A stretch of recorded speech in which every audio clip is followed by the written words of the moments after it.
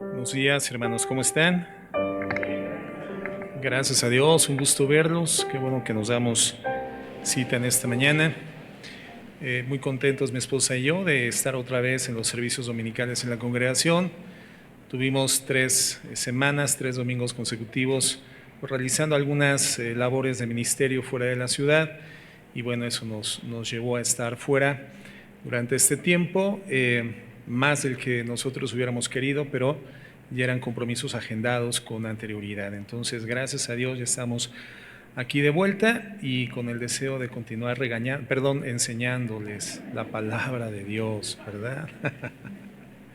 No, la palabra de Dios también nos exhorta, ¿verdad? Nos corrige, nos redarguye, nos dirige, nos instruye. Dice la Biblia que nos hace aptos para la vida que Dios ha diseñado como su pueblo redimido en la tierra. Así que un gusto, hermanos, estar nuevamente por acá en esta parte final del año, ya como lo comentaba Fernando durante el tiempo de la alabanza, para algunos la etapa más bonita, ¿verdad?, del año, por lo que en sí representa, que es el advenimiento, el adviento, el tiempo en el que el Señor Jesucristo se encarna. Sabemos que no nació físicamente en diciembre, pero es una fecha que por diversas circunstancialidades históricas se ha definido para poder celebrarle. Y si nosotros sabemos escapar del ambiente de consumismo que priva en esta temporada, creo que podemos darle verdaderamente esa significación. La Navidad no es Santa Claus ni la Coca-Cola, creo que eso lo entendemos perfectamente bien. La Navidad es la natividad, es el recordatorio, la celebración, la gratitud de nuestro corazón a Dios por el advenimiento en carne de su naturaleza divina, Dios en la carne que nos da la redención a través de su nacimiento, vida, sacrificio y resurrección. Así que bueno, es una extraordinaria época. Si pones árbol o no, bueno, eso ya es tu decisión personal, es cuestión de conciencia. Si pones esferas o no, si arreglas tu casa o no, es un tema de conciencia. En nuestro caso, como nuestra conciencia no nos acusa, pues adornamos la congregación y creo que quedó bien bonita, ¿verdad? ¿Les gustó? Sí, creo que está bien, bien padre. Se hizo una convocatoria la semana pasada para que el martes que acaba de pasar nos diéramos cita a todos, los que pudiéramos, para venir a arreglar. Y vinieron algunos servidores nada más, ¿verdad? No sé por qué no atendemos ese tipo de invitaciones, pero quedó muy bonito. Si algo no te gustó y no viniste, calladito te ves más bonito, ¿verdad? Pero creo que en términos generales nos agrada, un esfuerzo muy especial de los hermanos que se reunieron el martes, pero esto se comenzó a preparar con anticipación. La hermana Minda, la hermana Chelita, la hermana Laura estuvieron trabajando, preparando los adornos, estas esferas preciosas que tenemos al frente, esos arreglos, estos ramos, ¿verdad?, que tenemos en las paredes. Ellas pasaron algunas semanas haciéndolas, son una manualidad de ellas. Y de verdad que les quedó muy bonito y queremos agradecer de manera particular a nuestras hermanas y a quienes vinieron a decorar el martes pasado. Bueno, pues estamos muy contentos, hermanos. Y en esta mañana, con la guía del Espíritu Santo, vamos a ver un tema que es importante, es un tema de doctrina, es un tema que nos permite establecer bases fundamentales para poder desarrollar con confianza nuestra vida de fe y, dada la temática, la vida de fe que de manera colectiva nosotros podemos desarrollar como iglesia de nuestro Señor Jesucristo. Seguramente algunos han escuchado la expresión: no vamos a la iglesia porque nosotros somos la iglesia. Y en cierto sentido esa es una realidad, porque la Biblia dice que nosotros somos el templo ¿de quién? El templo del Espíritu Santo, ¿verdad? De hecho, la evidencia o la definición de quién es un cristiano es la persona en quien habita el Espíritu Santo. Si el Espíritu del Señor está dentro de ti, eres de Él; si no está en ti, no eres de Él, dice claramente la palabra de Dios. Entonces, hay muchos elementos adicionales distintivos y teológicos y doctrinales que nos permitirían con certidumbre distinguir en quién existe una naturaleza transformada, renovada, por el Evangelio, por el poder del Espíritu Santo y que tienen su manifestación externa a través de la forma de vida. Sin embargo, creo que la definición más clara de lo que es un cristiano es esta: es en quien habita el Espíritu Santo de Dios. Si el Espíritu Santo de Dios no habita en ti, aunque tengas una religión, aun cuando practiques habitualmente ciertas dinámicas religiosas o aún eclesiásticas, pues la Biblia dice que no eres cristiano, ¿verdad? Entonces, somos cristianos y eventualmente decimos esto: no, yo soy la iglesia, entonces yo no tengo que ir a un lugar en forma específica o particular porque en sí yo soy la iglesia. Yo tengo una relación con Dios, no necesito ni una institución ni un edificio, porque yo soy un hijo de Dios. Ir a la iglesia es un invento moderno, occidental, hecho por el hombre. Dios quiere que nos conectemos con Él y con los demás. Esto es un invento de las generaciones no tan antiguas, ¿verdad? Hay quienes dicen: no, yo hago iglesia de manera diferente, en una comida, en la naturaleza, sirviendo a los demás. Esa es mi iglesia, cuando a mi manera, en mi tiempo y a mi forma me reúno con los hermanos en la fe, porque somos el templo del Espíritu Santo y juntos somos iglesia, y por lo tanto podemos serlo en cualquier forma, lugar, dinámica, actividad que libremente definamos. Yo por eso no voy un día especial a la iglesia, lo considero innecesario y no encuentro elementos bíblicos que me lleven a tomar la decisión de establecer un día, un horario y una forma de congregación general.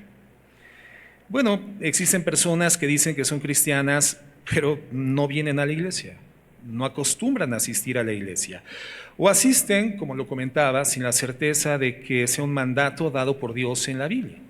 Es decir, no están seguros de que la Biblia nos lo mande. Y la pregunta es: ¿estarán en lo cierto? ¿La Biblia dice algo al respecto de asistir a la iglesia? Bueno, vamos a explorar algunas respuestas diferentes a esta pregunta, por supuesto en la palabra de Dios. Pero antes yo quiero citar Primera de Juan, capítulo 4, verso 1, donde Juan, por inspiración del Espíritu Santo, nos da una advertencia y que evidentemente trasciende a la época en la cual fue dictaminada por el Espíritu Santo y llevada al pergamino y fue hecha parte de la Escritura inspirada. Esto nos atañe, esto nos alcanza. Nos dice: amados, no creáis a todo espíritu, sino probad los espíritus si son de Dios, porque muchos falsos profetas han salido por el mundo. Cuando leemos esa escritura, eventualmente podemos pensar que cuando define la palabra espíritu se está refiriendo a una entidad ingrávida, una especie de entidad demoníaca, insubstancial, invisible, que gravita de manera imperceptible. Pero no se refiere a esto en el contexto. Cuando está citando la enseñanza de profetas falsos que han salido por el mundo, estos espíritus no son entidades demoníacas, hermanos. Esos espíritus es la esencia de filosofías o de sistemas de pensamiento que se pretenden infiltrar desde entonces a la iglesia cristiana con el propósito de desviarlas de la sana práctica de la vida de fe que la Biblia misma nos presenta.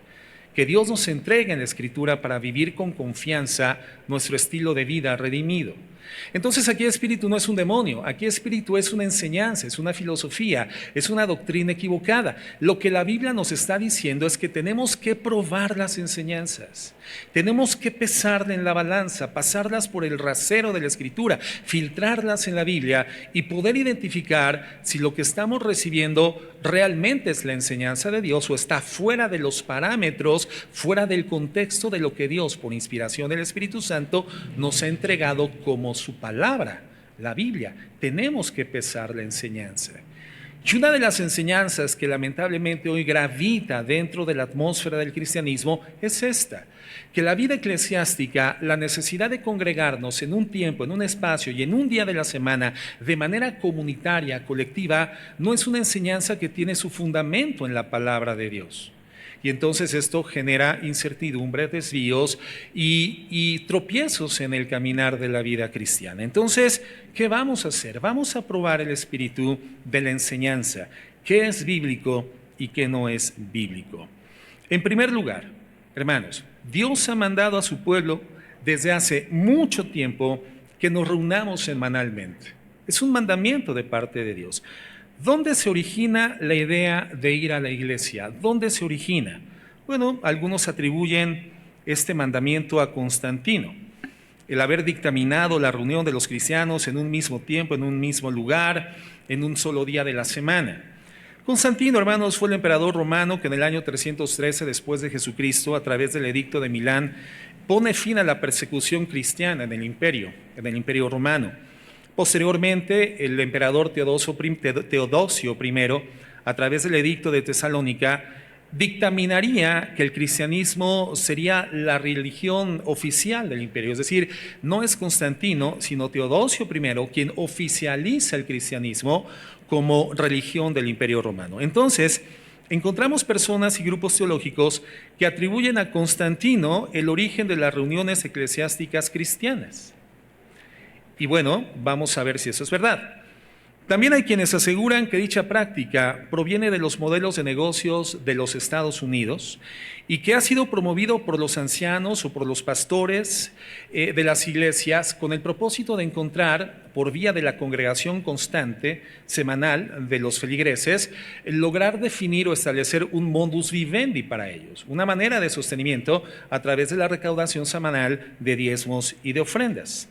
Y entonces, bueno, pues esto podría también llevarnos a considerar que la vida congregacional, que para nosotros es habitual, no tiene fundamento en la palabra de Dios. Ahora, ¿qué sucede? Estos grupos suelen catalogar de ignorantes a quienes de forma convencida y de forma gozosa asistimos los domingos, hermanos, a reuniones congregacionales, sabidos de que es parte de la voluntad de Dios para los cristianos.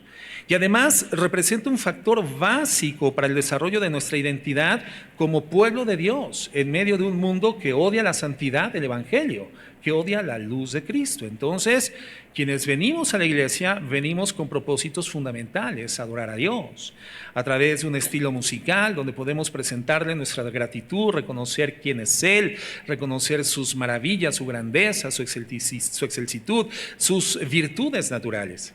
Venimos igualmente a ser instruidos en la palabra de Dios, pero también venimos para poder desarrollar de forma colectiva identidad como hijos de Dios en un mundo que es adverso a la santidad que hoy tenemos por la redención en la gracia de Jesucristo. Entonces, hay quienes nos critican dentro del mismo pueblo de Dios porque el congregarnos representaría para ellos ignorancia de la historia, de las tradiciones y de la palabra de Dios. Entonces, pues hay que investigar de quién es realmente la idea: de Constantino, de los pastores, de ideólogos religiosos. Bueno, vamos a ver qué es lo que Dios dice. Levítico 23, por favor, versículos del 1 al 3. Levítico 23. Y nos dice: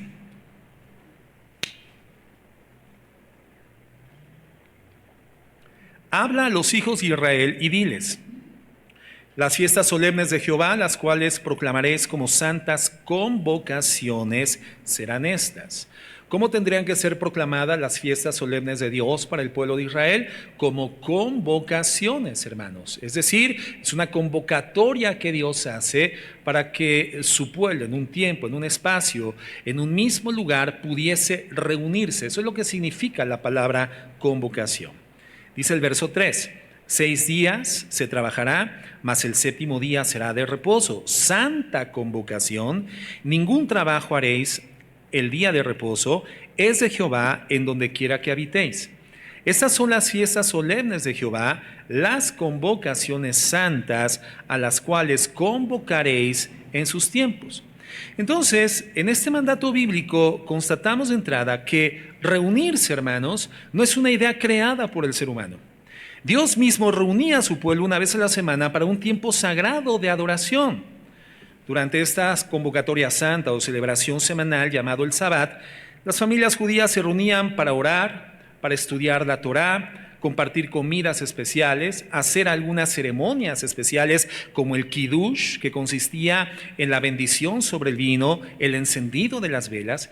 Y a partir de la creación de las sinagogas, el pueblo de Dios, el pueblo de Israel, se reúne de forma colectiva en estos lugares de convocación, en estos lugares de reunión, para darle lectura activa a la Torá, para hacer oraciones especiales. Así que el Sabbat incluía reuniones en un enfoque espiritual comunitario profundo que marcaba el ritmo semanal de la vida judía.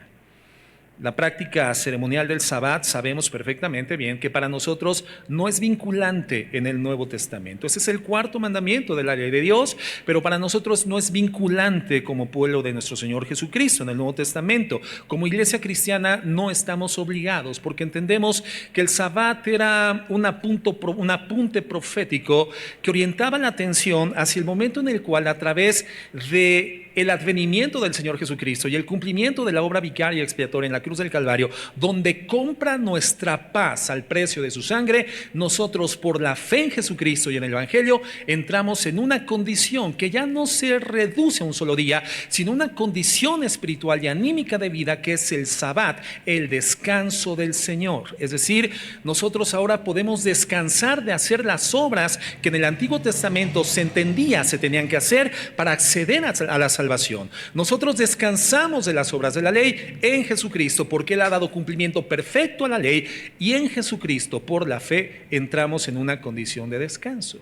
Entonces, obviamente no estoy promoviendo el Sabbat como una práctica litúrgica vinculante para nosotros en el Nuevo Testamento, pero quiero dejar establecido que la idea central de convocar a su pueblo en tiempo, espacio y lugar de manera comunitaria, de manera colectiva, no es una idea que nazca de la mente humana, no es una idea de la sociología, no es una mecánica mercadotécnica, es una idea que nace en la mente y en el corazón de Dios. En el Nuevo Testamento, la palabra iglesia, hermanos, se traduce del griego eklesia, con doble K intermedia, y se ha traducido tradicionalmente como los llamados. En un sentido, bueno, efectivamente entendemos, somos los llamados, pero existe una mejor forma para determinar el significado de una palabra, y esta forma consiste en estudiar el uso que se le daba a la palabra en el momento en el que fue escrita. Y entonces, si nosotros atendemos al momento histórico o a los tiempos del pasado, donde la palabra eclesia fue utilizada, podemos llegar a una comprensión mejor del significado que se le otorgaba a esta palabra. Y el significado es la palabra asamblea, lo que en el castellano nosotros conocemos como una asamblea. En los siglos previos al nacimiento de Cristo, la Biblia hebrea se tradujo al griego. Y esta traducción griega del Antiguo Testamento hebreo, hermanos, es lo que conocemos nosotros como la Septuaginta. Y la Septuaginta era la Biblia utilizada por muchos judíos en la época de nuestro Señor Jesucristo. Por esta razón, la palabra eclesia, que es una palabra griega, hermanos, la encontramos 65 veces dentro del Antiguo Testamento griego, en la Septuaginta. Es decir, la palabra eclesia comenzó a ser también, aun cuando griega, una palabra cotidiana del uso común del judaísmo previo al nacimiento de nuestro Señor Jesucristo. Y la palabra se refiere precisamente a la asamblea de Israel, cuando el pueblo de Dios se reunía delante de él. Por ejemplo, Deuteronomio 9:10 habla de el día en que habló Jehová en el monte. Así dice, habló Jehová en el monte de en medio del fuego, ¿el día de qué? El día de la asamblea. Y si nosotros vamos a este texto en la Septuaginta, el Antiguo Testamento griego, en vez de asamblea va a decir eclesia, el día de la iglesia, el día de la congregación, el día de la asamblea. En Josué 8:35 se refiere a Josué reuniendo a todo Israel para oír la ley de Dios. Y les dice: no hubo ni una palabra de todo lo que había ordenado Moisés que Josué no leyera delante de toda la asamblea, delante de toda la eclesia de Israel. Y de esta forma, bueno, continúan 65 veces más o menos la mención de esta palabra en el Antiguo Testamento griego. Encontramos entonces que la idea de la asamblea, la reunión o la confederación del pueblo de Dios en un solo espacio, en un solo lugar y en un mismo tiempo es de Dios. Y su evidencia bíblica basta de manera exuberante, hermanos, proveniente del Antiguo Testamento. Ni siquiera del Nuevo Testamento, procede del Antiguo Testamento. Ahora, de acuerdo al diccionario de la Real Academia de la Lengua, la palabra asamblea se define como la reunión de los miembros de una colectividad para discutir determinadas cuestiones de interés común y, en su caso, adoptar decisiones. En términos específicos, es lo que nosotros hacemos cuando nos reunimos. Somos miembros de una misma colectividad, no somos una agrupación social cualquiera, no somos un grupo comunitario, no somos una ONG, no somos un petit comité, no somos un club social, somos la Iglesia del Señor, una asamblea con intereses comunes y todos vinculados a la redención que compartimos de forma comunitaria en los méritos de Cristo en la cruz del Calvario. Ese es el tema de interés, hermanos, Jesucristo y su redención por gracia, que nos reúne y nos confedera en asamblea como pueblo de nuestro Señor Jesucristo. Entonces, la primera pregunta queda contestada: ¿de dónde nace la idea de reunir a la iglesia, a los santos, a los redimidos, a los cristianos en un mismo tiempo, en un mismo espacio y en un mismo lugar? Esto proviene de la mente y del corazón de Dios. No es un invento humano, no es obra de una filosofía humana. No es un mecanismo mercadológico para poder reunir fondos financieros a fin de sostener a los ministros de culto de una agrupación religiosa. No es así. Hermanos, tiene su origen en la mente de Dios. En segundo lugar, el pueblo de Dios se reúne semanalmente, hermanos, para cantar, para enseñar y para orar. Algunas personas dicen que la iglesia es importante, pero que puede implicar una variedad posible de actividades. Y afirman que conectar con Dios no tiene por qué ocurrir a través de una reunión institucional. Así que bueno, está bien encontrar algunas actividades, como ya comentaba hace un momento, salir al campo, reunirse con los amigos, irte solamente con tu familia, estar en tu casa, hacer cantos de oración, de adoración en tu casa. Si esto funciona para ti y funciona para tu familia, está bien, tú estás haciendo iglesia. Pero como ya vimos, reunirse, hermanos, no es una idea creada por el ser humano. Dios mismo reunía a su pueblo una vez a la semana para un tiempo sagrado de adoración. Entonces, considerarlo de esta manera, pasar por alto el hecho de que hay prácticas específicas de adoración que Dios nos ha dado como su pueblo para participar cuando nos reunimos como iglesia, es algo grave. Es algo que sí puede gestar un desvío en el corazón, en la mente y finalmente en la práctica de vida cristiana. Miren, los salmos. Hay un segmento de los salmos, particularmente del Salmo 120 al Salmo 134, que son denominados como salmos de ascenso. Salmos de ascenso. Y se llaman así porque están relacionados con el acto de ascender. Se dice, los estudiosos, los teólogos, los eruditos comentan que probablemente estos salmos de ascenso se cantaban cuando el pueblo de Dios se reunía para una convocación santa, una fiesta solemne en Jerusalén, y por cuanto el templo de Dios se encuentra o se encontraba fundado sobre montañas, sobre montes, lugares altos, ellos iban cantando particularmente estos salmos y se les definió salmos de ascenso.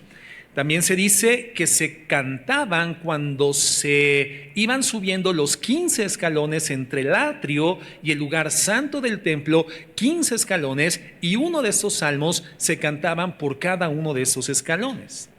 Creo que llamarles salmos de ascenso tiene también una connotación espiritual, porque nos habla del progreso que el alma va teniendo en la medida en la que a través de la oración, la alabanza, la comunión con el Señor va creciendo, va madurando y va trascendiendo nuestra relación con Él. Pero bueno, teológicamente a este segmento de salmos se les conoce como salmos de ascenso. El punto es que estos salmos de ascenso se escribieron para preparar a las personas justamente para el culto colectivo en Jerusalén, justamente para los tiempos cuando estaban juntos. El Salmo 122, por ejemplo, muestra que iban a un lugar concreto en el que ellos se reunían, y nos dice el verso 1, Salmo 122, dice: oración por la paz de Jerusalén, cántico gradual de David o canto de ascenso de David. Dice: yo me alegré con los que me decían, a la casa de Jehová iremos. Es decir, nos está hablando de que había un lugar concreto, la casa de Jehová, el templo en Jerusalén, donde el pueblo se dirigía, iba para prestar o presentar adoración al Señor. En el versículo 4 vemos que ofrecían alabanzas y acciones de gracias de manera colectiva. Y nos dice, y allá subieron las tribus de Jah, conforme al testimonio dado a Israel, para alabar el nombre de Jehová. En el versículo 6 nos dice que oraban de forma colectiva. Dice, pedid por la paz de Jerusalén, sean prosperados los que te aman. Y en el verso 7 nos dice que recibían colectivamente también una bendición. Sea la paz dentro de tus muros. Es decir, en ese sitio especial, en ese lugar de convocación santa, en ese lugar particularmente definido y diseñado por Dios, el Señor tenía bendiciones específicas que no se daban fuera de esos lugares, fuera de ese lugar de reunión, sino dentro de sus muros, y el descanso dentro de tus palacios.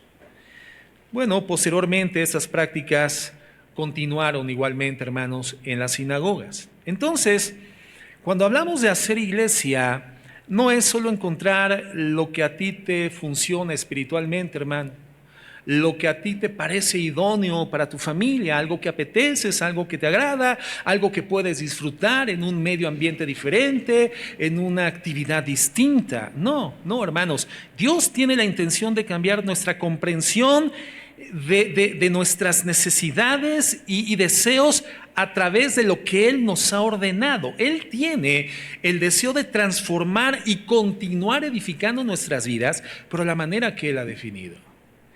El Señor nos habla de disciplinas espirituales que pueden ser practicadas de forma personal, de forma individual. La meditación de la palabra, la oración, el ayuno, el silencio, la soledad, disciplinas espirituales que ya hemos compartido, pero también nos habla de disciplinas espirituales que son interrelacionales. Y entre estas disciplinas interrelacionales, la Biblia nos muestra la iglesia, el estar juntos en un tiempo, en un espacio, en un mismo lugar. Algunos podrían pensar, bueno, eso lo dice solamente el Antiguo Testamento. Pero hermanos, no es así. No es así. Los primeros judíos convertidos al cristianismo vieron como una adoración, hermanos, el hecho de reunirse de la misma forma. Es decir, vemos a partir del Nuevo Testamento una transformación en la forma de adorar, pero la forma de adorar nunca dejó de ser colectiva. Existió una transformación en algunos efectos, pero nunca se abolió la forma de confederación colectiva para presentar adoración al Señor, producto de un corazón que hoy comprende, como no se comprendía en el Antiguo Testamento por la ley, los efectos de la redención por la gracia. De tal forma que si en el Antiguo Testamento existían motivos para una confederación santa, una convocación santa, en el mismo tiempo, espacio y lugar, por aquellos que definían su fe a favor del Dios del universo, en el Nuevo Testamento tenemos más razones significativas, absolutas y determinantes para poder estar juntos, entendiendo que es la forma que Dios ha diseñado.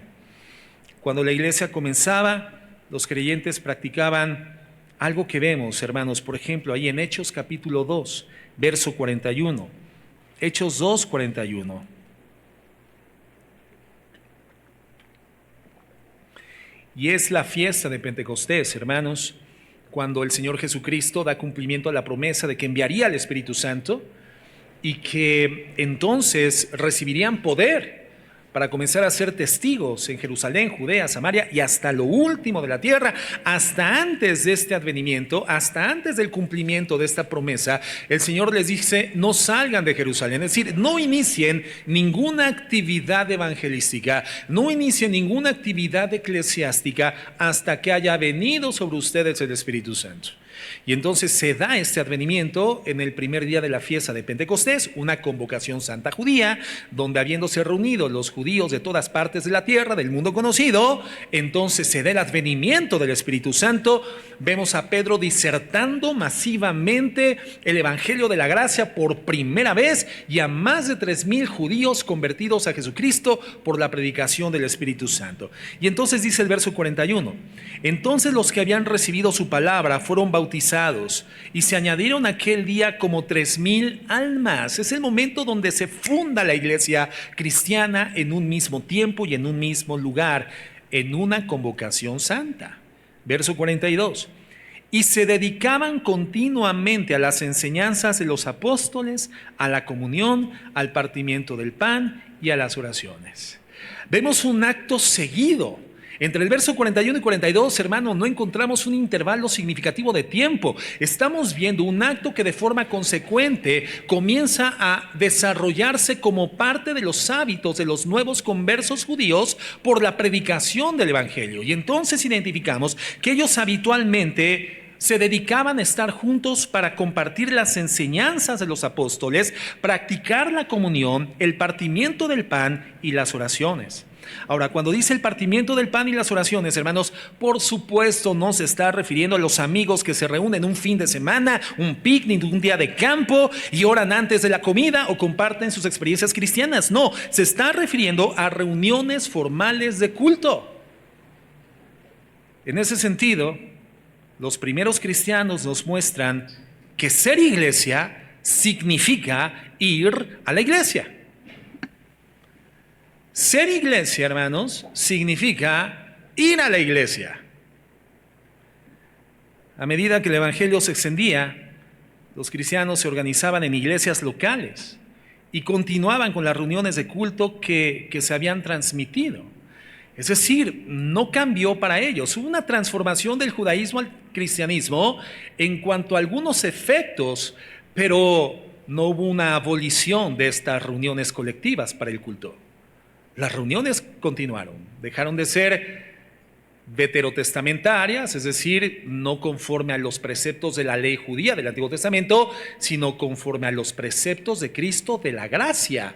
Pero las reuniones colectivas, comunitarias, formaban parte del culto habitual de los cristianos del primer siglo. Santiago, por ejemplo, nos da una importante advertencia en el contexto de la asamblea y nos dice en el versículo 1 del capítulo 2, Santiago 2, verso 1 dice: hermanos míos, que vuestra fe en nuestro glorioso Señor Jesucristo sea sin acepción de personas, es decir, sin hacer diferenciación entre las personas. Porque si en vuestra congregación entra un hombre con anillo de oro y con ropa espléndida, y también entra un pobre con vestido andrajoso, y miráis con agrado al que trae la ropa espléndida y le decís: siéntate tú aquí en el buen lugar, y decís al pobre: estate tú allí en pie, siéntate aquí abajo de mi estrado, ¿no están haciendo distinción entre ustedes mismos y venís a ser jueces con malos pensamientos? Hermanos amados míos, oigan esto: ¿no ha elegido Dios a los pobres de este mundo para que sean ricos en fe y herederos del reino que ha prometido a los que le aman? Fíjate, todo lo que está enseñando Santiago sobre la acepción de personas que tiene que ser jamás practicado dentro de una congregación redimida por la gracia, dentro de una congregación cristiana, está refiriéndose dentro del contexto de la asamblea. Dentro del contexto de la asamblea. Dice: porque si en vuestra congregación, versículo 2, está hablando de la asamblea, del momento de la reunión, de lo colectivo, cuando estamos juntos, cuando estamos reunidos para adorar, para leer, para cantar al Señor, para ser redarguidos a través del mensaje de la palabra. Y después en el verso 3 dice: si al pobre le dices: siéntate aquí bajo mi estrado, está haciendo la alusión del ministro de culto que está arriba de un estrado para dar una enseñanza, una predicación, una enseñanza escritural. Y entonces al pobre le dice: quédate quieto aquí abajo de mi estrado, abajo de mis pies.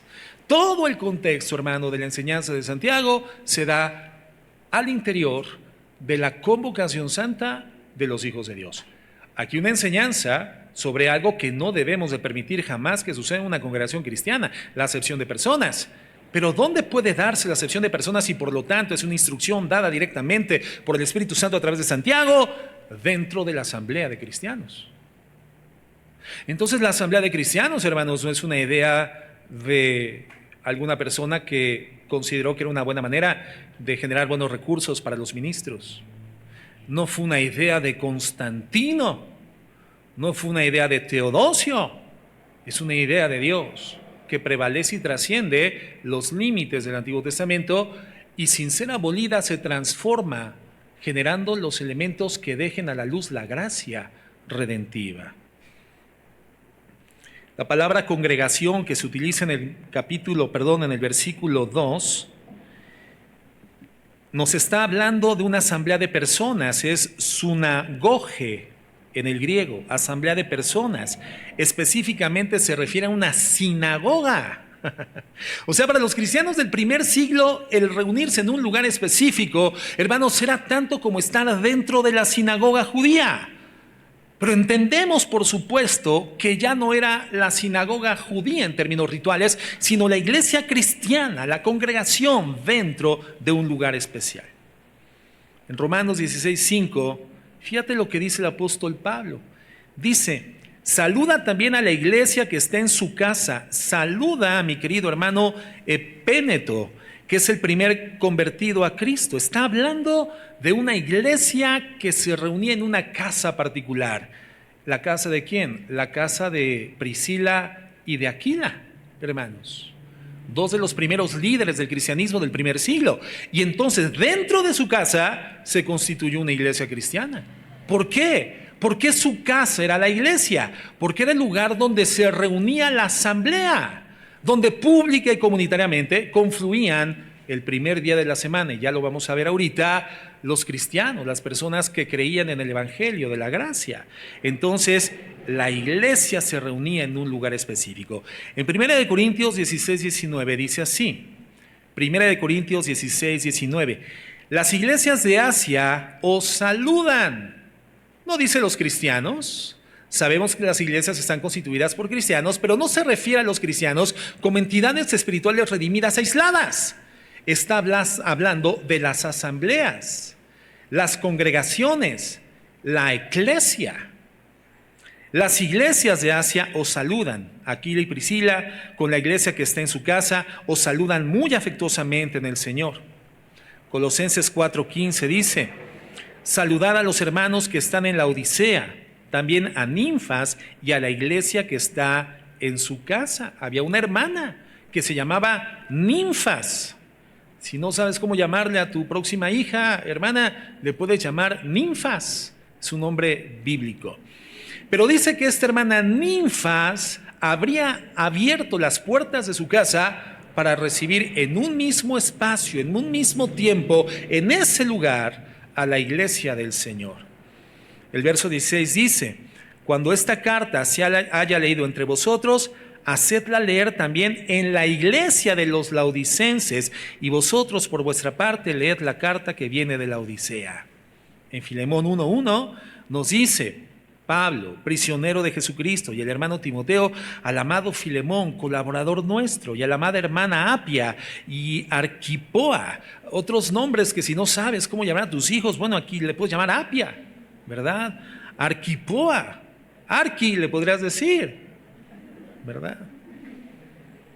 Bueno, el punto es, si a la amada hermana Apia y Arquipoa, nuestro compañero de milicia, y a la iglesia que está en tu casa, otra hermana piadosa, redimida por la gracia, llamada Apia, que había aperturado su casa para que en un día particular de la semana el grupo de redimidos por la fe en el evangelio pudieran tener una reunión para efectos espirituales especiales. Dice el verso 3, gracia y paz a vosotros de Dios nuestro Padre y del Señor Jesucristo, a quien a la iglesia, hermanos. Entonces, en cada uno de estos versículos, la palabra que se traduce como iglesia es esta, eclesia, que significa asamblea. Y de acuerdo a la concordancia bíblica Strong y al diccionario bíblico Vine, también se puede traducir como congregación. Cuando hablamos de iglesia, cuando hablamos de congregación y de asamblea, hermanos, es el mismo término y la misma aplicación, ya que se refiere a la colectividad de personas que por la redención en la gracia de nuestro Señor Jesucristo tenemos una vida nueva, una vida transformada, hemos sido nacidos de nuevo, somos llamados hijos de Dios, somos hermanos en la fe y nos reunimos en un mismo espacio, en un mismo tiempo, en un mismo lugar, todos juntos para efectos espirituales que son insustituibles e irrepetibles fuera de la asamblea. Se ve como una reunión periódica en lo que vemos en el Antiguo Testamento y en el Nuevo Testamento. Y es una reunión periódica oficial, hermanos. No es una reunión casual eventual. No, nos habla de una periodicidad. Los primeros cristianos entonces nos muestran que ser iglesia significa, hermanos, ir a la iglesia. A ver, repeat with me. Los hermanos que no son bilingües, hermanos, dije, repitan conmigo, por favor. Repitamos juntos. Ser iglesia significa ir a la iglesia. Bien. En cuarto lugar, hermanos, la iglesia primitiva se reunía para prácticas específicas, prácticas especiales. Los cristianos pueden hacer muchas cosas, hermanos, buenas cuando se reúnen, pero eso no significa que sean una iglesia. No, hermanos. No es iglesia cuando los cristianos van juntos de campamento, de día de campo, o sirven a los necesitados, o van a un asilo, hermanos, o hacen diferentes cosas, o toman una taza de café. Son cosas buenas, pero eso no es una iglesia. El modelo de culto de la iglesia primitiva incluía las mismas prácticas, hermanos, que ya hemos mencionado: la enseñanza de la palabra, el canto, la oración y la acción de gracias. Colosenses 3:15, por ejemplo, nos dice el apóstol Pablo: y la paz de Dios gobierne vuestros corazones, a la que asimismo fuisteis llamados en un solo cuerpo, y sed agradecidos. La palabra de Cristo more en abundancia entre vosotros, enseñándoos y exhortándoos unos a otros en toda sabiduría, cantando con gracia en vuestros corazones al Señor con salmos e himnos y cánticos espirituales. ¿Dónde sucedía esto? En la asamblea, hermanos, en la iglesia. Primera de Corintios 11:17. El apóstol Pablo está dando un exhorto severo a la iglesia de Corinto, que era profusa en la manifestación de dones espirituales, pero con un desorden que ponía en descrédito el testimonio de la redención de una iglesia completa, de una localidad. Y entonces los exhorta y les dice: pero al anunciaros esto que sigue, no los alabo, porque no se congregan para lo mejor. Fíjate, es un exhorto sobre lo que hacían cuando ellos se reunían, cuando ellos se congregaban, cuando se unían en asamblea. En asamblea no se congregan para lo mejor, sino para lo peor. Pues en primer lugar, cuando se reúnen como iglesia, te das cuenta, hay una reunión que se considera iglesia, pero no todas las actividades o las reuniones que hacemos nosotros en diversas formas alternativas de convivencia pueden llamarse iglesia. El apóstol Pablo está diciendo: cuando se reúnen como iglesia, oigo que hay entre vosotros divisiones, y en parte lo creo. Entonces, ¿cómo se puede dar una división cuando el todo está reunido? Si el todo no está reunido, entonces no puede darse una división. Y entonces el apóstol Pablo los exhorta sobre las divisiones porque está aludiendo directamente al tiempo en el cual ellos se reunían como iglesia. Es preciso que entre vosotros haya disensiones, para que se hagan manifiestos entre ustedes los que son aprobados. Cuando pues os reunís vosotros, es decir, como iglesia, esto no es comer la cena del Señor. Porque al comer cada uno se adelanta a tomar su propia cena, y uno tiene hambre y otro se embriaga. Pues ¿qué? ¿No tienen casas en que comáis y bebáis? ¿No tienen casas donde se pueden reunir para otros efectos? ¿O menosprecian la iglesia de Dios? Es decir, están menospreciando con esas prácticas divisorias. Cuando dicen que practican la Santa Cena, la Cena del Señor, ustedes están menospreciando la reunión, la colectividad, la asamblea, la congregación, esa reunión santa que la Biblia le llama iglesia. Están menospreciando la iglesia de Dios y avergonzáis a los que no tienen nada. ¿Qué os diré? ¿Os alabaré? En esto dice: no los alabo. El exhorto está siendo dado por lo que sucedía cuando se reunían como iglesia. Entonces, ser iglesia no es hacer como cristiano yo lo que me apetece, lo que creo conveniente, lo que me queda mejor, lo que le agrada a mi familia. No, yo soy iglesia, me voy al campo, me voy a la playa, contemplo la naturaleza y ahí alabo al Señor con mis hijos, nos tomamos de la mano, ¿verdad? Levantamos los ojos al cielo, nos bañamos con Neutro Balance, estamos bien con todo lo que nos rodea y somos iglesia. No, no, no, no. ¿Soy iglesia cuando voy a tomar café con el hermano? No, no. La iglesia se gesta cuando los redimidos en Cristo, los templos individuales del Espíritu Santo, nos reunimos para prácticas específicas. En quinto lugar, los cristianos se reunían en el primer día de la semana. La iglesia, hermanos, del Nuevo Testamento señaló el domingo como el día de su asamblea sagrada debido a un evento extraordinario que partió la historia de la humanidad en dos segmentos. ¿A qué me estoy refiriendo? A la resurrección de nuestro Señor Jesucristo. ¿Qué día de la semana resucita el Señor Jesucristo? Mateo 28:1 nos lo dice. Dice así: pasado el día de reposo, que era el Sabbat, que era el séptimo día, era el sábado, al amanecer del primer día, es decir, del domingo, vinieron María y Magdalena y la otra María a ver el sepulcro. Y hubo un gran terremoto porque un ángel del Señor descendiendo del cielo y llegando removió la piedra y se sentó sobre ella. Su aspecto era como un relámpago y su vestido blanco como la nieve. Y de miedo de él los guardas temblaron y se quedaron como muertos. Mas el ángel respondiendo dijo a las mujeres: no temáis vosotros, porque yo sé a quién buscáis, que buscáis a Jesús, el que fue crucificado. No está aquí, pues ha resucitado, como dijo. Venid, ved el lugar donde fue puesto el Señor. Y ese lugar, hermanos, estaba vacío. Solamente estaba el sudario que cubría el cuerpo del Señor Jesucristo. El Señor Jesucristo resucita el primer día de la semana, el día domingo. El primer día de la semana no es el lunes, hermano, es el primer día de trabajo de nuestra semana, pero el primer día de la semana es el día domingo. Y entonces la resurrección de Jesucristo, hermano, generó un cambio en la dinámica de todas las cosas, hermanos, al punto que para los judíos cristianos representó un cambio en cuanto al día de la asamblea, el día de la congregación, el día de la iglesia, y ellos dejaron de celebrar el Sabbat como tal y comenzaron a celebrar ahora el día domingo, el día de la resurrección.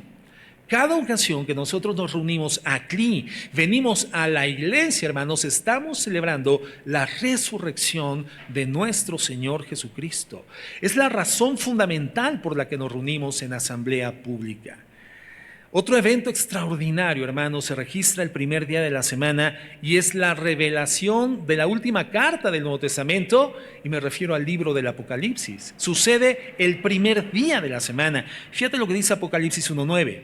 Dice: yo, Juan, vuestro hermano y copartícipe vuestro en la tribulación, en el reino y en la paciencia de Jesucristo, estaba en la isla llamada Patmos por causa de la palabra de Dios y el testimonio de Jesucristo. Él estaba preso, hermano, por causa de su fe en Jesucristo. Estaba exiliado en la isla de Patmos. Lo dejaron ahí a morir de viejo. Ahí se quedó. Y entonces dice el verso 10: yo estaba en el Espíritu en el día del Señor. En el contexto entendemos que hace referencia al primer día de la semana, porque ya era una práctica común que el día del Señor era la celebración del primer día de la semana, la confederación, la asamblea, para orar, adorar, leer la palabra de Dios y participar de la comunión. Entonces, en el día del Señor, oí detrás de mí una gran voz como de trompeta que decía: yo soy el Alfa y la Omega, el primero y el último. ¿Quién le estaba hablando a Juan, hermanos? Jesucristo. Escribe un libro, lo que ves, y envíalo a las 7 iglesias que están en Asia: a Éfeso, Esmirna, Pérgamo, Tiatira, Sardis, Filadelfia y Laodicea. Hermano, tiene una significación particular que no se haya manifestado el Señor Jesucristo en revelación al apóstol Juan, hermanos, el Sabbat, ni ningún otro día de la semana, sino el día del Señor, el día de la celebración cristiana, el primer día de la semana. Entonces, este evento glorioso de la resurrección de Cristo generó un cambio en el sistema de adoración, pero no abolió la adoración congregacional a nuestro Dios. En Hechos 27, Lucas relata lo siguiente y dice: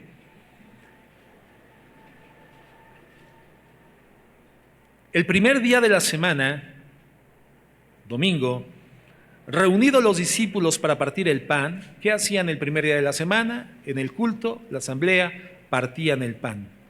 Pablo les enseñaba. ¿Qué más sucedía el primer día de la semana? En la asamblea congregacional había enseñanza de la palabra. Y habiendo de salir al día siguiente, alargó el discurso hasta la medianoche. Fíjate, el apóstol Pablo sabía que tenía un viaje a Troas en puerta, sabía que no podría estar al día siguiente en un horario particular frente a la iglesia dando instrucción de la palabra, instrucción escritural, y entonces decide alargar esa asamblea utilizando el tiempo de la enseñanza hasta la medianoche. Por cierto, hermanos, les informo que la siguiente semana salgo de viaje, entonces nos vamos a ir tardecito el día de hoy, hermanos. Había un cristiano llamado Utico, ¿te acuerdas?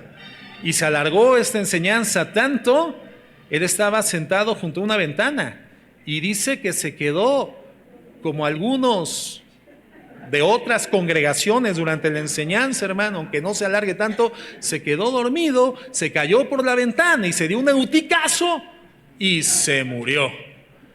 Y entonces el apóstol Pablo, por el poder del Espíritu Santo, lo resucita. Y entonces esto fue algo extraordinario. Pero bueno, todos estos eventos y efectos, hermano, se dieron en la asamblea, en la congregación, el primer día de la semana. Oraban, adoraban, se enseñaba la palabra, partían el pan, la comunión de los santos en un mismo tiempo, en un mismo espacio y en un mismo lugar.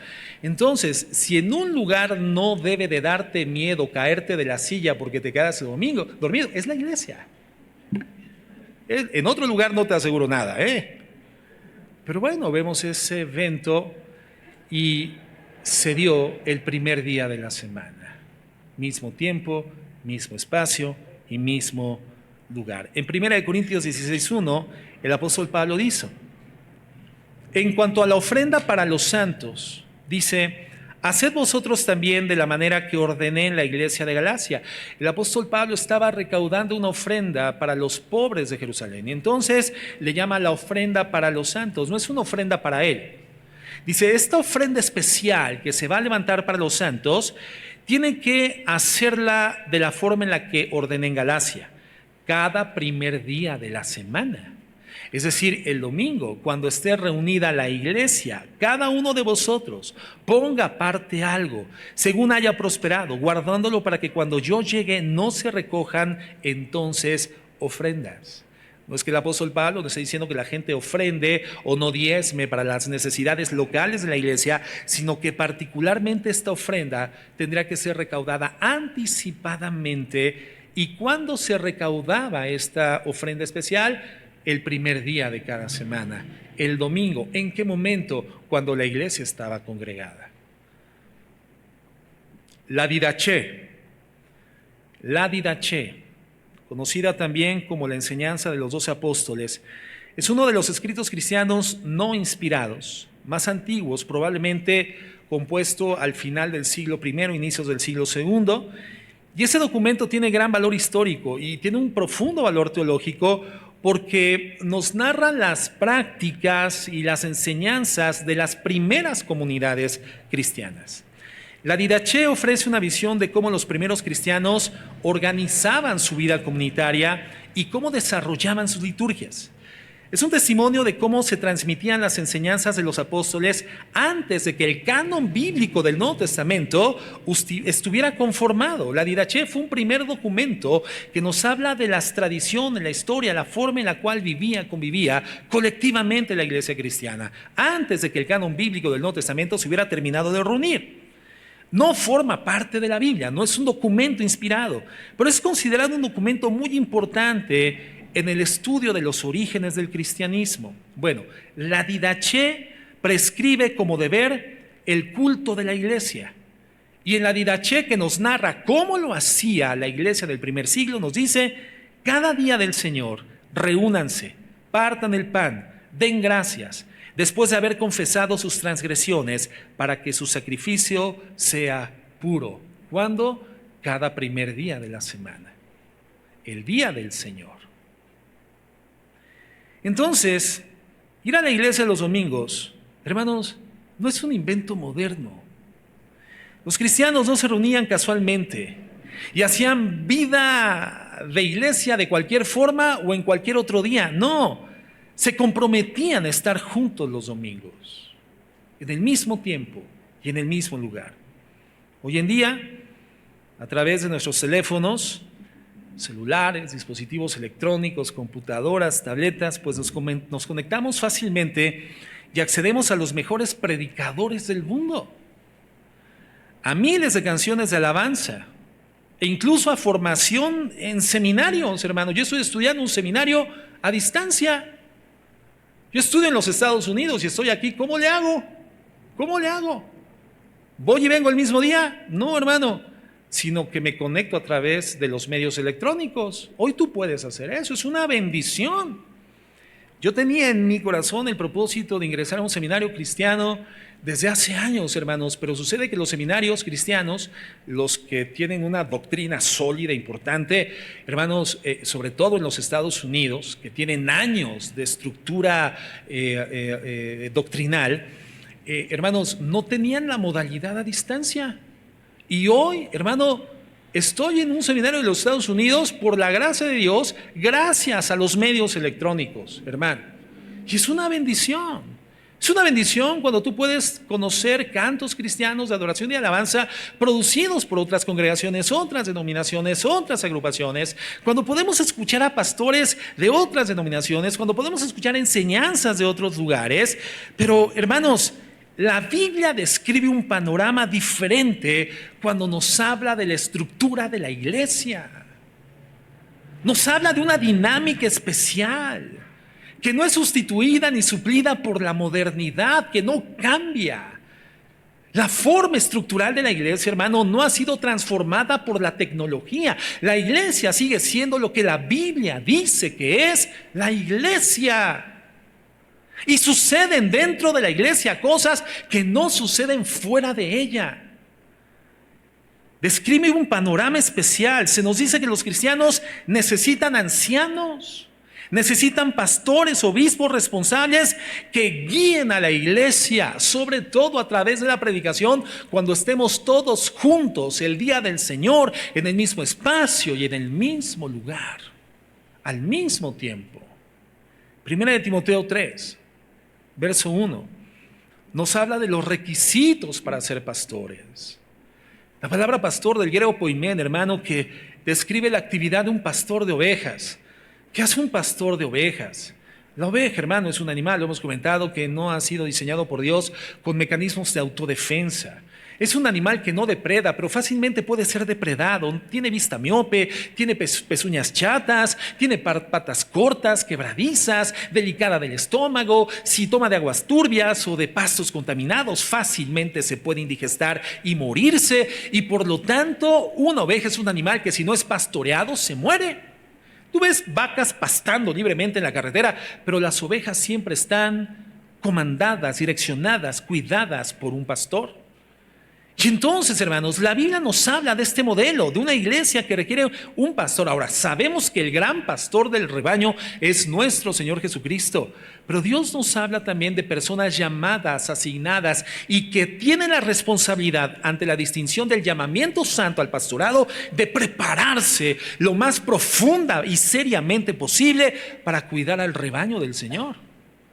Y entonces, en el verso 1 de 1 Timoteo 3, nos habla de los requisitos para ser pastor. Dice, si alguno anhela obispado, buena obra desea. Es lo mejor que una persona pudiera desear. Ser un pastor, un obispo, un anciano de una congregación. Verso 2, pero es necesario. Este pero significa que el hecho de que percibas cierto llamamiento al pastorado, esto no te da la puerta de entrada para la activación inmediata, sino te habla de la responsabilidad.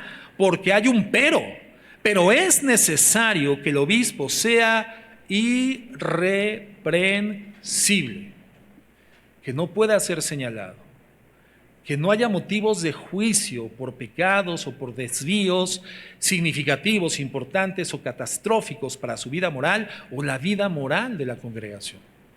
Y a continuación describe en qué tiene que ser apto, en qué tiene que ser irreprensible el pastor. Dice, marido de una sola mujer, sobrio, prudente, decoroso, hospedador, pero también dice, ¿apto para qué, hermanos? Para enseñar. Apto para enseñar. Y la palabra apto, ya lo hemos estudiado, significa con una capacidad desarrollada para la enseñanza. Y la palabra enseñanza del griego didácticos, hermano, que significa o nos da la idea de un manual.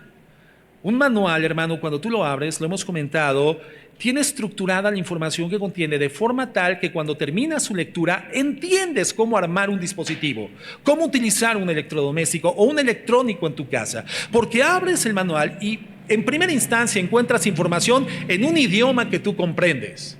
Y entonces lo abres y viene la parte en chino, la parte en inglés, la parte en francés, la parte en italiano y finalmente encuentras la parte en castellano, la parte en español. Perfecto, este manual me sirve. Y no solamente es en un idioma comprensible, sino que también tiene la información completa.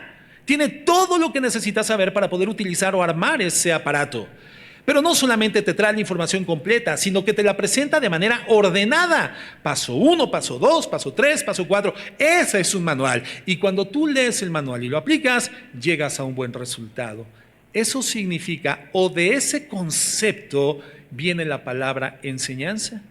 Un pastor tiene que ser capaz, debe de tener la capacidad desarrollada de enseñar a la iglesia de manera completa toda la información comprensiblemente y de forma ordenada. La iglesia, hermanos, necesita pastores que estén frente a la confederación santa de los redimidos. Un día, un tiempo, el mismo lugar, para ejercer la función de pastoreo, de cuidar, de proteger, de alimentar, de sanar, de cargar a la perniquebrada. ¿A través de qué? A través de su aptitud dada por Dios, pero desarrollada por su responsabilidad para enseñar a la iglesia, para conducir a la iglesia, para guiar a la iglesia. Dice el verso 14, esto te escribo, aunque tengo la esperanza de ir a verte pronto, le dice Pablo a Timoteo, para que si tardo, sepas cómo tú, pastor de la iglesia en Éfeso, este pastor Timoteo era pastor en Éfeso, un joven pastor en Éfeso, le dice, para que si tardo, tú sepas cómo debes de conducirte en la casa de Dios, que es la iglesia del Dios viviente. ¿Dónde se ejerce el pastorado? ¿A través de la internet? ¿A través de páginas electrónicas? ¿A través de la plataforma de YouTube de tu predicador favorito? ¿Ahí se ejerce el pastorado, hermanos? ¿Ahí se desarrolla la función de oveja que es pastoreada? ¿Puede ser pastoreada a través de internet, sí o no? No. No, hermanos. Porque la iglesia no es lo que yo quiero que sea. No es el tipo de reunión que yo defino. No es en la comodidad de mi casa, en mi pantalla de 85 pulgadas de felicidad, con mi wifi, conexión a internet, viendo a mi predicador favorito en la modalidad de mi comodidad. No, eso no es iglesia. Dios diseña y designa el pastorado y le dice Pablo a Timoteo, porque si yo tardo, tú tienes que saber cómo conducirte en la casa de Dios, que es la iglesia, la eclesia, la asamblea, la congregación del Dios viviente, columna y baluarte de la verdad. ¿Tú quieres ser columna y baluarte de la verdad, hermano? Entonces necesitas ser iglesia. Estar en la iglesia, venir a la iglesia. En 1 Timoteo 4, 11 al 13, más adelante, Pablo le dice a Timoteo, esto manda y enseña, no permitas que nadie menosprecie tu juventud, sino sé ejemplo de los creyentes, sé ejemplo. A ver, tú puedes recibir la predicación y la enseñanza de tu pastor favorito a través de las redes. Pero ese pastor favorito, que para ti es el non plus ultra en las redes, hermano, ¿puede ser ejemplo para ti? ¿Sí o no? No, hermano, ¿por qué? Porque no lo conoces. Porque aunque ya le hayas levantado su altar con veladoras, hermano, ¿verdad? Y le rindas sacrificios de adoración allí en tu computadora, laptop o dispositivo celular, porque para ti es el non plus ultra, el dedo chiquito de Dios. Hermano, ni te conoce ni lo conoces. Sabes lo que enseña, pero no sabes quién es. No puede ser tu ejemplo. Y un pastor está llamado a ser ejemplo. ¿Qué significa, hermanos? El pastor es alguien que está cercano, que convive, que se le conoce, su vida está abierta, es transparente. El pastor es alguien que está en el contexto de la iglesia, la asamblea. Y entonces su forma de vida es algo que se distingue. Su forma de vida puede ser un modelo, de hecho está llamada a ser un modelo. Y entonces se establece como un ejemplo. Y se lo dice, sé ejemplo de los creyentes en palabra, en conducta, amor, fe y pureza. Entre tanto que llego, ocúpate en la lectura de las Escrituras, la exhortación y la enseñanza. ¿En qué momento se da la exhortación y la enseñanza? En la iglesia, en la congregación de los santos. En 2 de Timoteo 4:1 le dice, predica la palabra. Te encarezco delante de Dios y del Señor Jesucristo, que juzgará a los vivos y a los muertos en su manifestación y en su reino. Predica la palabra, insta la palabra. ¿Dónde? En la iglesia. Que prediques la palabra, que instes a tiempo y fuera de tiempo, redarguye, reprende, exhorta con toda paciencia y doctrina. Porque vendrán tiempos cuando no sufrirán la sana doctrina. Quiere decir que si hay una sana doctrina, también hay una doctrina insana. Si hay la palabra doctrina, hermano, es una palabra que se escucha importante, y lo es, pero significa enseñanza. Eso es doctrina, es enseñanza. Habrán momentos donde no sufrirán la sana enseñanza, sino que teniendo comezón de oír, se amontonarán maestros conforme a sus propias concupiscencias. Y apartarán de la verdad el oído y se volverán a las fábulas. Pero tú sé sobrio en todo. Soporta las aflicciones, haz obra de evangelista, cumple tu ministerio. Hermanos, Dios lo hubiera podido planear de manera diferente. Él podría haber ordenado a los cristianos que leyeran individualmente solamente la Biblia o que eligiera cada quien su propio mentor. Podría habernos ordenado a ser amigos y reunirnos con ellos, ser abiertos, ser honestos con ellos y darles el permiso para decirnos la verdad y creer que eso es la iglesia. Pero hermanos, Dios sabe que necesitamos algo más que nuestros propios recursos seleccionados y nuestra propia comodidad. Él sabe que necesitamos líderes cualificados, designados con autoridad para asumir la responsabilidad por nosotros, de ser instruidos, de ser direccionados. A mí me habla directamente el Espíritu Santo. Pues si te habla personalmente el Espíritu Santo, ya te tendría que haber dicho también el Espíritu Santo que la palabra de Dios en el Nuevo Testamento establece la iglesia. Y los pastores, evangelistas, apóstoles, maestros, para la edificación del cuerpo de Cristo, de los santos, para que juntos, como congregación y asamblea, vayamos gradual y progresivamente creciendo a la estatura de un varón perfecto y sin mancha. Este es Jesucristo.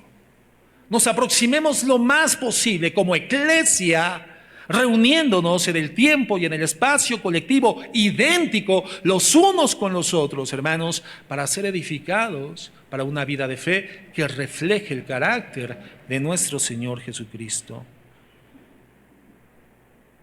Y esos mismos líderes tienen que estar predicando y enseñando en nuestras vidas en la iglesia.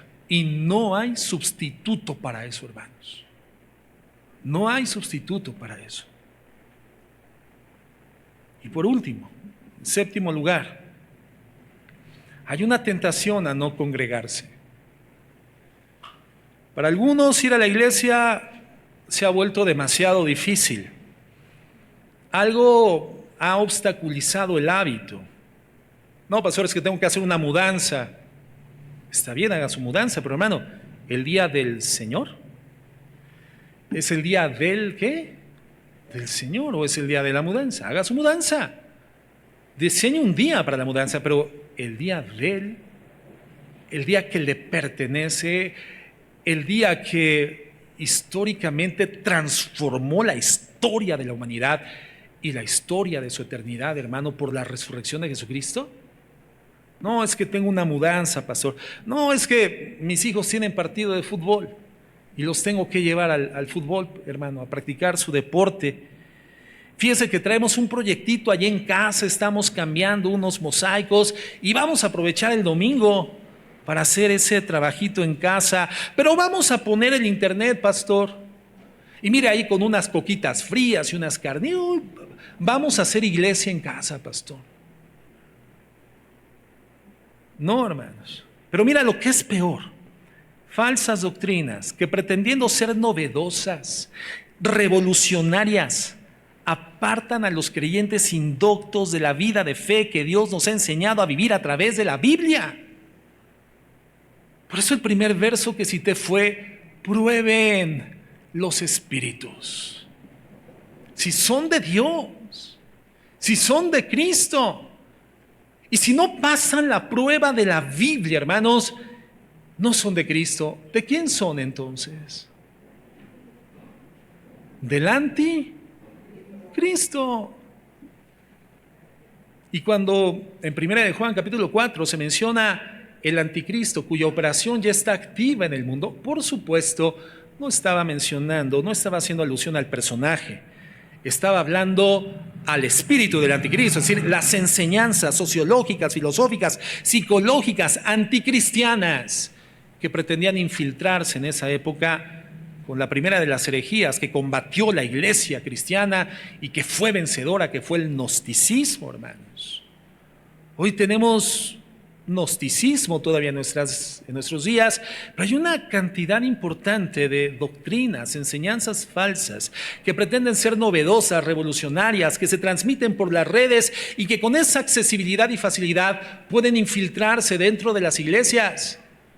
Pero ¿para qué crees que necesitas ser iglesia y venir a la iglesia? Para que juntos, guiados por el Espíritu Santo, a través del modelo divino del pastoreo, seamos cuidados, alimentados, protegidos, resguardados, de que no nos traguemos pastos o bebamos aguas contaminadas y al rato todos vienen enfermos, empachados y hasta muertos, contaminándonos y contaminando a los demás. No, hermano, somos iglesia. Y si lo somos como la Biblia dice, el Señor dice: esa es la iglesia que yo edifico, mi iglesia. Yo la edifico, pero es en mi diseño y es a mi manera. Cuando Pedro le dice: tú eres el Hijo del Dios viviente, y él dijo: sobre esa roca, Pedro, edificaré mi iglesia. Sobre esa verdad, esa es la roca, la gran piedra que sostiene a la iglesia, que yo soy Jesús, el Hijo del Dios viviente. Entonces las congregaciones redimidas que tienen ese centro y toda la información derivada de ese centro es la iglesia que Dios edifica. Pero Dios edifica una iglesia, hermano, una asamblea, una congregación. Dios no te va a edificar ahí aisladamente, escuchando tu plataforma cristiana favorita. No, Dios te va a edificar aquí. Y si tú dices: no, es que mire, pastor, allá esos pastos, mire, esos pastos saben a pastel de 3 leches, pastor. No, mire, cuando usted le mete el tenedor, pastor, se siente la tersura del metal rompiendo cada capa de esa masa porosa de pan que está llena de ese dulzor de la leche que se derrama y se desparrama. Y mire, cuando lo lleva a la boca, hasta me cae aquí, me embarro todo, pero vale la pena porque es una explosión de sabor y mis dientes sienten la tersura cuando mastican y la leche se desborda, mis papilas gustativas, pastor. Y eso lo tengo cuando escucho a ese predicador, pastor. Bien. Sabes que no es ni leche, es Nutrileche, hijo. Ni siquiera es leche. Pero en tu necesidad de escuchar algo que te apetece, que te llena, que te gusta, que te agrada, que es novedoso, que es revolucionario, te desvías al punto de contaminarte, empacharte, venir y comenzar a empachar a los demás. No, hermano, no. Nosotros somos una iglesia, hermanos, y lo somos de verdad, por la gracia de nuestro Señor Jesucristo. Y somos ovejas que estamos siendo edificadas por el Señor Jesucristo a través del modelo bíblico vigente que el Señor estableció en la Biblia. Porque ni una tilde de esta palabra pasará. Este es el mensaje y las instrucciones que hemos fielmente de vivir, conocer, ver iluminado nuestro corazón y llevarlas a la práctica hasta que nuestro Señor Jesucristo venga por su iglesia, no por cristianos aislados que andan yendo de aquí para allá viendo en dónde les llenan el oído, en dónde les llenan el ojo. No, hermanos. Entonces, la vida se ha vuelto demasiado ajetreada para muchos que no vienen a la iglesia y para otros se ha convertido en una vida muy confusa. La epístola a los Hebreos fue escrita a cristianos que luchaban por resistir. Les pido 5 minutos más para poder terminar. ¿Quién me regala 5 minutos? 5, 10, 15, 20, 25, 35, 40, sí, voy a acabar. Es viejísimo eso, hermanos, pero me sirve porque si agarro más tiempo. Miren, la epístola a los Hebreos fue escrita a cristianos que luchaban por resistir. Es instructivo que una de las mayores tentaciones a las que se enfrentaba la iglesia era justamente esto, reunirse. Y entonces el autor a los Hebreos nos dice que no debe de ser así. Y en Hebreos 10, 24 al 25 dice: consideremos cómo estimularnos unos a otros al amor y a las buenas obras. O sea, la manera en la cual podemos estimularnos unos a otros a las buenas obras y al amor es no dejando de congregarnos como algunos tienen por costumbre. Se refería a que habían dejado de ir a cenar a la casa de los hermanos o tener actividades juntos en el parque. No, porque todo el capítulo está tratando del culto público. Está hablando simbólicamente de los sacrificios, las ofrendas que se hacían en el templo, el ministerio del sacerdote, la entrada en el santuario. Todas estas actividades, hermanos, son realizadas y perfeccionadas por Jesús. Razón más que suficiente para no descuidar nosotros hoy en día nuestras reuniones santas, nuestra asamblea. Dios sabe que si queremos permanecer fieles y experimentar todo lo que tiene para nosotros, no debemos dejar de ir a la iglesia. No debemos dejar de asistir. Conclusión, hermanos. Bueno, somos la iglesia. Por eso vamos a la iglesia. Por eso venimos a la iglesia. La palabra iglesia significa asamblea. Dios ha reunido y sigue reuniendo a su pueblo de todas las naciones a lo largo del tiempo y del espacio, pero no los reúne solo en el plano abstracto, no. Él los reúne físicamente cada semana, en lugares reales, mediante prácticas específicas de adoración, renovación del pacto, predicaciones dirigidas por ancianos cualificados que Él sabe que la iglesia necesita, que necesitamos. Dios ha ordenado que la iglesia sea uno de los aspectos más fundamentales de la vida de los cristianos. Si quieres experimentar todo lo que Dios tiene para ti, hermano, conocerlo, disfrutarlo, glorificarlo, no puedes esperarlo sin un profundo compromiso y conexión con una iglesia local. Entonces, no nos sintamos solamente la iglesia, hermanos, no, vayamos, vengamos a la iglesia, porque ese es el plan, esa es la idea de Dios. Y ese es un don de Dios. Eso es la iglesia. Si somos iglesia, venimos a la iglesia. Amén. Vamos a orar.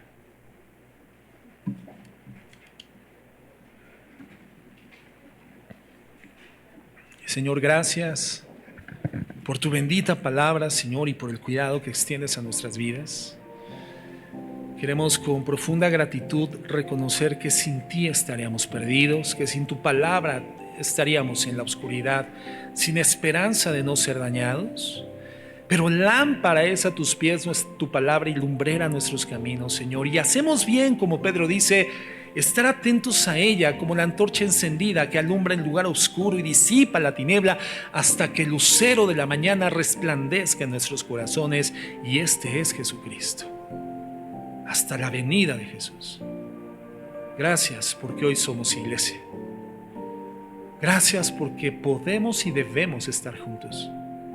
Y juntos haces cosas que solamente suceden en un tiempo, en un espacio, en un lugar donde tus santos y tus redimidos se reúnen para adorarte, para agradecerte, para compartir el pan, para exhortarnos los unos a los otros y recibir el conocimiento glorioso de tu palabra por tu Espíritu Santo. Ayúdanos, mi Dios, a terminar este 2024 e iniciar el 2025 como tu iglesia, Señor, Casa de Oración Uruapan, para la honra y la gloria de tu santo y glorioso y eterno nombre. Para tu nombre bendito y gloria, Jesús. Amén.